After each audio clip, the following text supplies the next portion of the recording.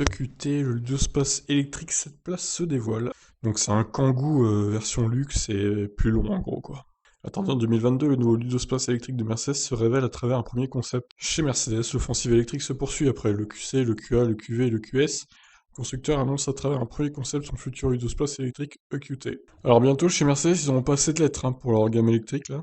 Équivalent au Ludiospace du Citan, et qui est également prévu en électrique, le nouvel EQT hérite des lignes du reste de la famille EQ.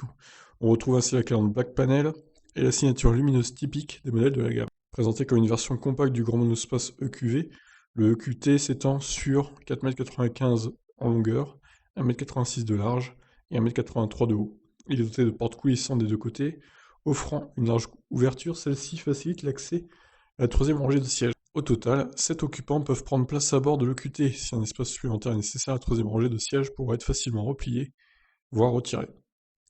Alors voyons les images. Oh, l'arrière, j'aime pas trop. Avec les phares là. L'avant est pas mal. Ok, ouais, c'est pas mal. Sympathique. Par l'arrière avec les phares que j'aime vraiment pas, mais on va aller voir l'intérieur après. Particulièrement lumineux grâce à son toit panoramique, l'habitacle du Ludiospace électrique de Mercedes contraste entre le noir et le blanc. Numérique, l'instrumentation est complétée par un écran tactile central équipé du système d'infodivertissement MBUX, qui peut être commandé à la voix via la commande Hey Mercedes.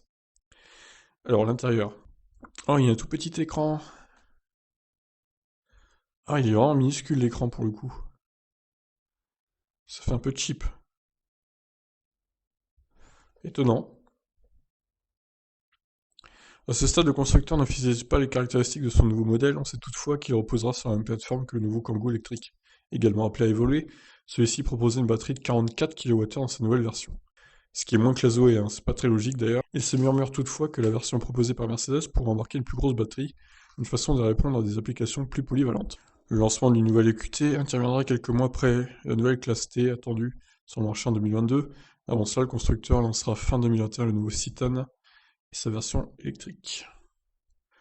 Voilà donc pour ce véhicule EQT.